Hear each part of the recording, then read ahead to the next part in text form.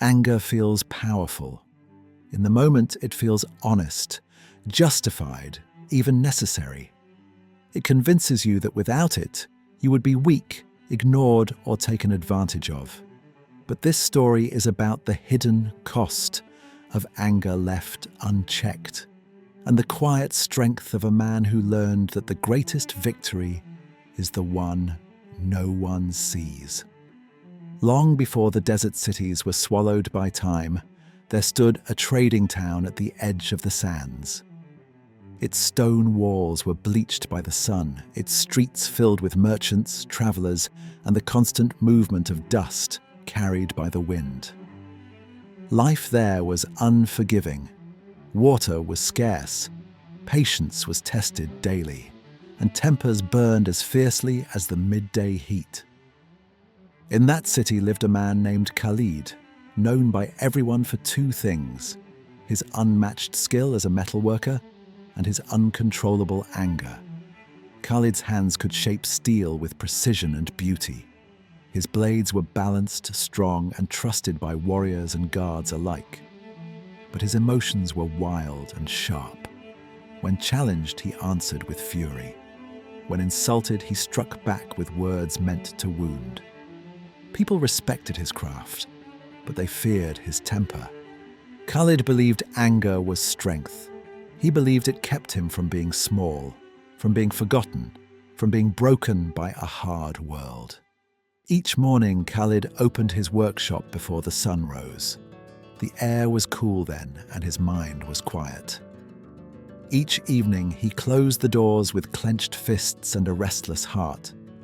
Small frustrations followed him everywhere: a delayed payment, a careless apprentice, a merchant who questioned his price. Each moment added fuel to a fire he never tried to extinguish, because he believed that fire was who he was. One day, during the height of the trading season, a caravan arrived late from the southern desert. The journey had been brutal. Camels were lost. Supplies ran low. The leader of the caravan approached Khalid with dust-covered robes and tired eyes. He apologized and asked for more time to pay for a commissioned blade. Khalid felt his chest tighten. Without listening, without pausing, he erupted. His voice echoed through the narrow street. His words drew a crowd. The caravan leader stood silent, humiliated. When the man turned away, Khalid felt a brief rush of power. Then, almost immediately, an emptiness followed him home. That night, Khalid could not sleep. His thoughts burned hotter than the forge. He wandered through the city until the noise faded and the walls thinned near the desert's edge. There, beneath a lone palm tree, sat an old man. He was alone, calmly pouring water from a clay jug into the sand. Khalid laughed bitterly and asked why he wasted water in a land that barely had enough to survive. The old man looked up, his face lined by time, but peaceful. He said he was cooling the ground so his heart would not burn faster than the desert. Khalid scoffed and turned to leave, but the old man spoke again. He said anger was like fire carried by dry wind. It does not ask who started it. It only asks what it can consume. Khalid felt something shift inside him, but pride kept him silent, and he walked away. Days passed. The city grew louder and more crowded. Disputes became common. One afternoon, a young merchant accused Khalid of delivering flawed work. The accusation was false, but the damage was immediate. The crowd gathered. Khalid felt the familiar surge rise in his chest. His vision narrowed, his fists tightened. The old Khalid would have exploded without thought. Instead, a strange image entered his mind: water sinking into hot sand. For the first time in his life, Khalid did nothing. The silence felt unbearable. His heart pounded. Then the merchant faltered, corrected himself, and apologized. The crowd dispersed, confused. Khalid stood alone, shaken not by anger but by restraint.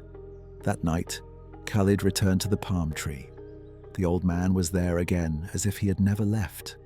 Khalid asked him how to control something that felt stronger than reason. The old man said anger could not be destroyed, only guided. He said emotions were like horses. Untamed, they trample everything. Trained, they carry you across great distances.